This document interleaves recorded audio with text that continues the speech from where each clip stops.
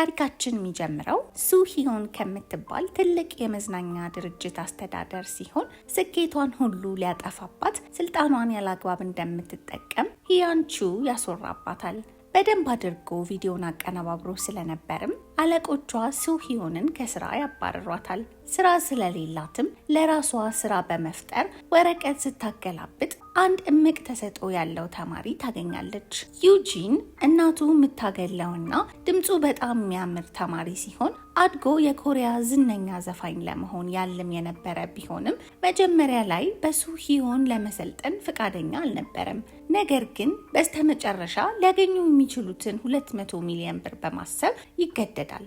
የሱሂዮን ሀሳብ ከሰለጠነችው በኋላ ለመዝናኛው ዓለም ልትሸጠውና ለልጇ ጂንዉ ፋብሪካ ልትገዛለት ሲሆን ልጇ እንዳጋጣሚ ሆኖ ከዩጂን ጋር አንድ ክፍል ነበሩ። እናም ዩጂን ማረፊያ ስላልነበረው ቤቷ ይዛው ትሄዳለች። ሆኖም ባሏ ጁንሱክ በዩጂን መምጣት ሲቆጣ ልጁ በጣም ጎበዝ ስለሆነ ለልጃቸው ያማረ ወደፊት ስትል እንዳመጣችውና አብሯቸውም እንደሚኖር ስትጫነው እንዴት ለአንዱ ሰው ብላ የሌላን ሰው ሕይወት መጠቀም እንደሌለባት ነግሯት በራስ ወዳድነቷ በጣም ስላዘነ መፋታት እንደሚፈልግ ይነግራታል። በነጋታውም ሱሂዮን የዩጂንን እናት ፍለጋ ይዛው ሄዳ ለጀመሩት ጉዞ ምርቃት እንድትሰጣቸው ብታስብም ዩጂን ግን ቤተሰቦቹ በጣም ችግር እንዳለባቸውና ከልጅነቱ ጀምሮ ገንዘብ ከማሰባሰቢያነት አብልጠው እንደማያዩት ይነግራታል። በዚህም በጣም ተናዳ አንድ ቀን ታዋቂና ሀብታም እንደሚሆን ቃል ገብታለት ወደ ቤት ከሄዱ በኋላ በደንብ መንከባከብ ትጀምራለች። በአንድ ቀን ግን ዩጂን ተደብቆ ወጥቶ ክሪስ የሚባል ጓደኛውን ያገኝና ክሪስም ሴትየዋ የምትፈልገውን ስታገኝ ዞር ብላም እንደማታየው ያስፈራራዋል። ሱሂዮን ውድ የሚባል የሙዚቃ ትምህርት ቤት አስገብታውም በራሷን ቤት ውስጥ ተሰጥኦን እንዲያዳብር ስትፍጨረጨር ሊፈታት ያሰበው ባሏ እንኳን ሊያግዛት ይጀምራል። በልምምዱ ላይ ሳለም ሀሳቡን መሰብሰብ ስላቃተው ብዙም ደስ የማይል አዘፋፈን ስለነበር የዘፈነው ሱሂዮንና እሱ ይወጣሉ። ይህንን በመጠቀም የሱሂዮን ሰራተኛ ስለ ፍቺው ምን እያሰበ እንደሆነ ባሏን ስትጠይቀው እሱም ሱሂዮን በጣም ደረቅ ስለሆነችና ሁሌም በራሷ ብቻ ስለምትወስን ለትዳር ማትመች ሴት እንደሆነች ይነግራታል። በሌላ ሁኔታ ትምህርት ቤት ውስጥ ጂንዉ ምንም እንኳን ትምህርት ቤት ውስጥ ብዙ ጊዜ የቆየ ተማሪ ቢሆንም እጅግ በጣም ዝምተኛ ስለነበር አሁንም ልጆች ያስቸግሩት ነበርና ዩጂንም ይህንን አይቶ ለሱ ለመደረብ ካስቆመለት በኋላ ጂንዉ እውነተኛ ጓደኝነት ይሰማዋል። የዛኑ ቀንም ጂያንግ ከምትባል ከበፊት ጀምሮ የሚወዳት ከነበረች ልጅ ጋር ይተዋወቁና ለመጀመሪያ ጊዜም ለአባቱ ልደት ቤቱ ይጋብዛታል። በዛም አጋጣሚ ነበር ፈገግታዋን አይቶ ለዘላለም ውስጡ የተቀረጸችበት። በአንድ ቀን ምሽት ሱሂዮን ስለ ዩጂን የቀድሞ ሕይወት ለማጣራት እናቱ ጋር ሄዳ ከልጅነቱ ጀምሮ ዝምተኛ እንደነበርና ሲናደድም ራሱን መጉዳት እንደሚቀለው ትሰማለች። በሌላ ሁኔታ ክሪስ ለታላላቅ እንግዶች እቃ እንዲያደርስ ለዩጂን ሰጥቶት የያዘው እቃም አደንዛዥ እጽ ስለነበረ እየነዳ ሲታገል ይጋጫል። ሳያስበውም የሱሂዮን አድራሻ ጥሎ ይሄዳል። ይህም ምንም እንኳን ባልታሰበ ሁኔታ ሂያንቹ ቢሆንም የእጹ ባለቤት የእሷ ስም እዛ ስለተገኘ ግን እሷን አደጋ ውስጥ የሚከታት ነበር። በአንድ ምሽት ዩጂን ተደብቆ ሲወጣ ሱሂዮንና ባሏ አይተውት ተከትለውት ይሄዱና ከክሪስ ጋር ሲገናኝ በማየታቸው ይገረማሉ። ክሪስም ሱሂዮንን በመጠቀም ሲያስፈራራው ዩጂን ከልቧ ተጨንቃ የምትረዳውን ሴት በሕግ የሚያስጠይቃት ነገር ውስጥ በመክተቱ ያዝናል። የሱሂዮን ባል ምንም እንኳን ሊፈታት ቢያስብም በከባድ ጊዜ ግን ጥሏት መሄድ ስላልፈለገ ስለ ዩጂን የቀድሞ ሕይወት ማጣራት ይጀምራል። ጋንኪም በበኩሏ ዩጂን ዝምተኛ እንደነበርና ሲናደድ ራሱን እንደሚጎዳ እናም ምንም የፍቅር ሕይወት አሳልፎ እንደማያውቅ ስለነገረችው በተቻላት አቅም ለውድድሩ እንድትረዳው ይጠይቃታል። በልምምዱ ሰዓትም ዩጂን ረጋ ብሎ ሁሉንም ሰው የሚያስገርም አቀራረብ ስላቀረበ ጁንሱክ ሚስቱን ከመለያየታቸው በፊት ዩጂንን በማገዝ አንድ መንገድ አብረው እንደሚሄዱ ይነግራታል። ጊዜው ደርሶም ለውድድሩ እንዲያልፉ ፈተናቸው ቀን ሱሂዮን አንዴም ካጠገቡ ባለመለየቷ እንደዚህ ያመነችበትን አሰልጣኝ ላለማስከፋት ሲል በደንብ ያቀርባል። በስራው ሰው ሁሉ ስለተገረመ ዩጂን እንደ አዲስ ቤተሰብ እንዳገኘና ህይወቱን መንገድ እንደቀየረ ተሰምቶት ክሪስን ከዚህ በኋላ ለሱ እንደማይሰራ ሲነግረው ሱሂዮን ስልጣኗን ያላግባብ ስትጠቀም የቀረጻት ዩጂን እንደሆነ የሚያሳይ ቪዲዮ እሱና ህዋንቹ ጋር እንደሚገኝ ነግሮ ያስፈራረዋል። ታሪካችን 10 ዓመት ወደ ኋላ ሲመልሰን የሂያንቹ ታናሽ እህት ዩንሂ ለሱሂዮን ትሰራ የነበረ ሲሆን ከነሱ ድርጅት ጋር የሚሰራ ኢንቨስተር ከልክ በላይ እንድትጠጣ ስላደረጋት መኪና ተገጭታ ህይወቷን ታጣለች። በዚህም ሂያንቹ ሱሂዮንን ይወቅሳት ስለነበር ለምን ተንኮል እንደሚሰራበት ያስረዳናል። በአሁኑ ጊዜ ሱሂዮን ምንም እንኳን ዩጂን እንደቀረጻት ብትሰማም ድጋፏን ከሱ ሳትለይ ከክሪስ ካስጣለችው በኋላ ራሱን የመጉዳት ልምዱንም ለማስታወስና የተጎዳ እጁን ትሸፍነዋለች። ዩጂንም ለመልካምነቷ ውድድሩን ለማሸነፍ ለራሷ ቃል ይገባል።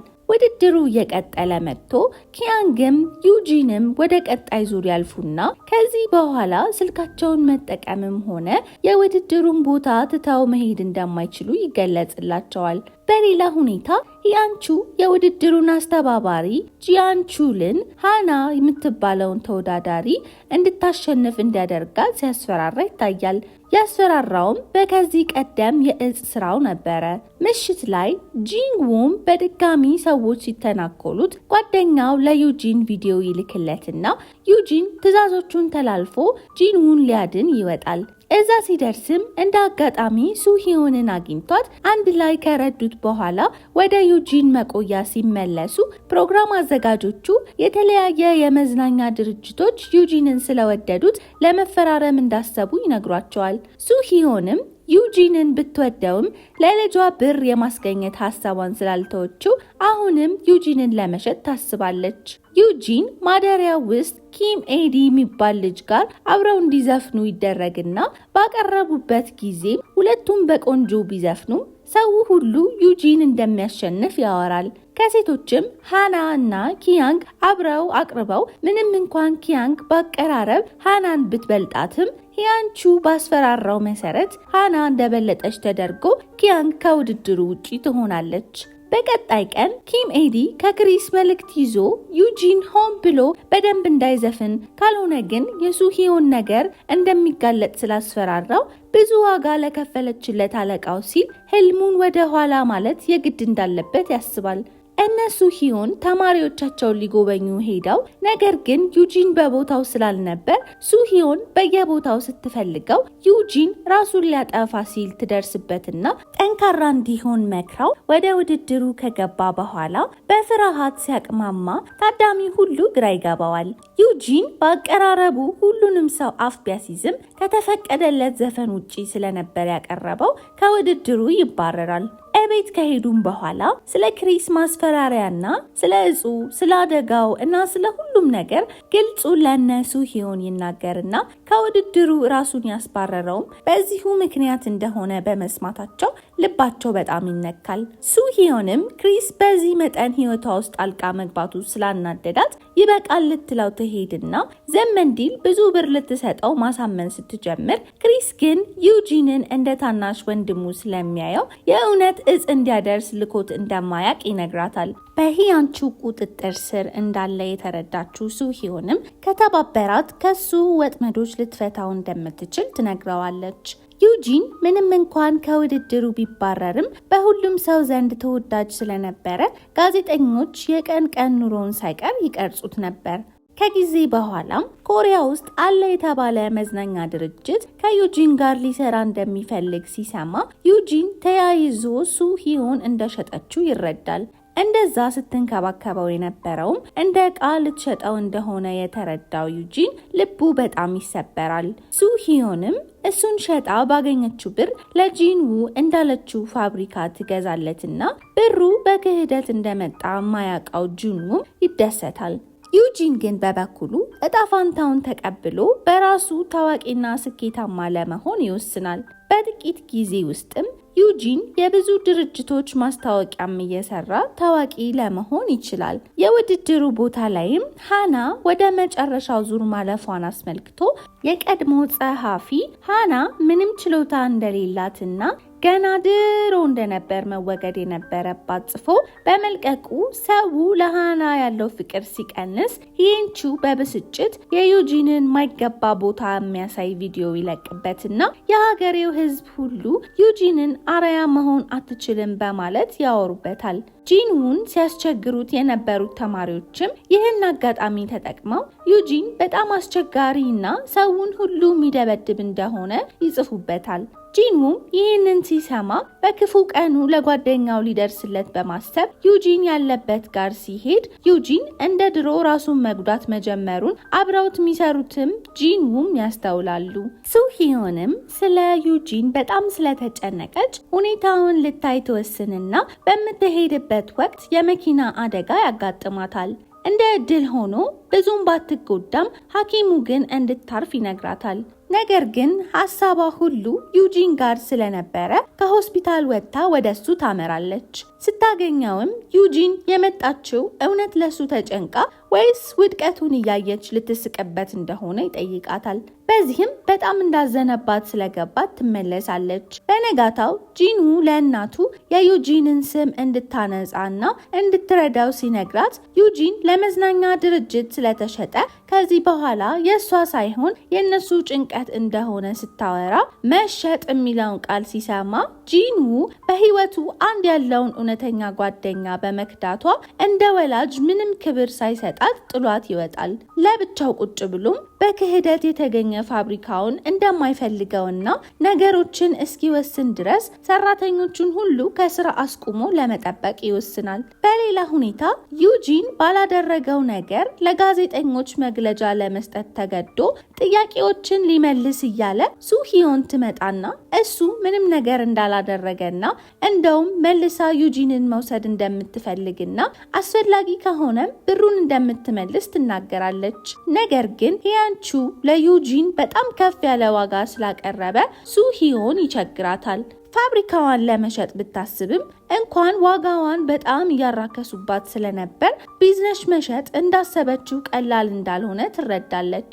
በተመሳሳይ ሰዓት ጁን ሂያንግ ከተቀናቃኙና ከሱሂዮን የቀድሞ ፍቅረኛ ቦንግዩ ጋር ይገናኝና ኩራቱን እንደምንም ውጦ 1 ቢሊዮን ዋን ይጠይቀዋል። ቦንግዩ ግን ቀድሞ ለሂቹን ብር ሰጥቶ ስለነበር ጥያቄውን ማሳካት ሳይችል ይቀራል። ሱሂዮን በድንገት ካዋራችው ዓመታት ያለፈው አባቷ ይደውልና የሚያስፈልጋትን ገንዘብ ይቅርታ እስካደረገችለት ድረስ እንደሚሰጣት ይነግራታል። የሱሂዮን አባት ለሌላ ሴት ብሎ እናቷን ትቶ ከሄደ ጀምሮ ምንም አይነት ግንኙነት ያልነበራቸው ሲሆን አሁን ግን ብቻውን ስለሆነ መልሶ ለሱሂዮን ማድረግ የሚችለውን ሁሉ ማድረግ ይፈልጋል።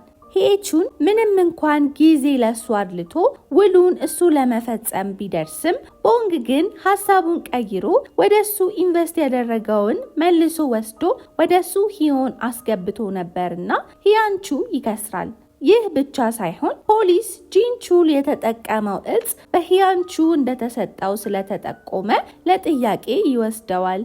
እቤቱን ሲበረብሩም ክሪስ ብዙ ማስረጃዎችን ከማግኘቱም በላይ የሲሲቲቪ ቪዲዮዎችን ስላየ ከፍቶ ሲመለከተው ዩጂን እጽ ሲጠቀም በማየቱ ሂያንቹን ሲጠይቀው አሁንም ዩጂን ላይ ተንኮል ነበርና አላማው። ክሪስ ግን በአሁኑ አልተባበርም በማለት ለሱሂዮን ቪዲዮዎችን ይሰጣታል።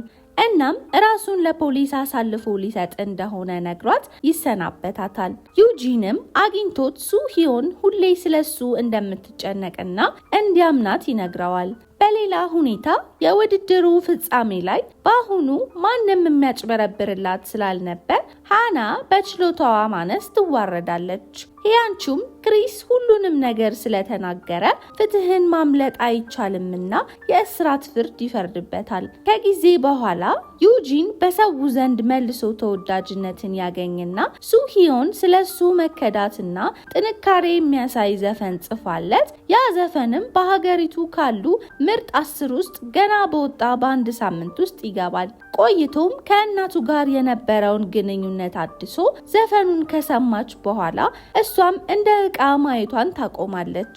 ከጊዜ በኋላም ሱሂዮን በሚያስገርም ሁኔታ ኮሪያ ውስጥ አሉ ከተባሉ ዘፋኞች ወደ አፈሩበት መዝናኛ ጣቢያ ትልከዋለች።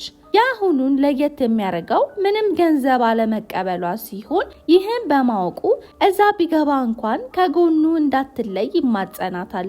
ነገር ግን ሱሂዮን ላልተወሰነ ጊዜ ከሁሉም ርቃ መሄዷን በደብዳቤ ገልጻ ትጠፋለች። ከ2 ዓመት በኋላ ጁንሱክ ከሂኤጁን ድርጅቱን ወርሶ የፓንዶራ ኢንተርቴይንመንት አስተዳደር ይሆናል። በተመሳሳይ ጂንውም ትንሽዬ ሆና ጥበቡን የሚያወጣባት ድርጅት ውስጥ አስተዳደር ሆኖ በራሱ የሚኮራ ሰው ሆኗል። ዩጂንም ስኬታማና ተወዳጅ መሆኑን ቀጥሏል። ክሪስ እስሩን ጨርሶ ከወጣ በኋላ ከሃና ጋር አንድ ላይ መስራት ይጀምራሉ። ዩጂን ምንም እንኳን ከኮሪያ አልፎ በየሀገሩ ታዋቂና ሀብታም የነበረ ቢሆንም እንደዛ የምታስብለት ሱሂዮን ከህይወቱ የት እንዳለች እንኳን ሳታሳውቅ በመሄዷ እና አሰልጣኙ ብቻ ሳትሆን ልብ ውስጥ የገባችው የመጀመሪያ ሴት እንደመሆኗ እሷን በማጣቱ ተስፋ ስለቆረጠ ዘፈኑንም ችላ ማለት ይጀምራል። ከ4 ዓመት በኋላ ሱሂዮን ተመልሳ መጀመሪያ ያገኘችውም ሰው ቢኖር በጣም የምትወደውን ተማሪዋን ዩጂንን ነበር። አንዳንዴ ተንኮል ብንሰራም እኛ እስር ቤት ሆነን የቀጣነው ሰው ግን ታዋቂ ዘፋኝ ሊሆን ይችላልና መጀመሪያ ተንኮል ከመስራታችን በፊት የሰዎችን ማንነት ብናጣራ መልካም ነው ይለናል ታሪካችን ሲገባደድ። ለዛሬው የነበረን የፊልም ቆይታ ይህንን ይመስል ነበር። ቀጣይ በሌላ እስከምንገናኝ ድረስ መልካም ጊዜ እንዲሆንላችሁ እንመኛለን።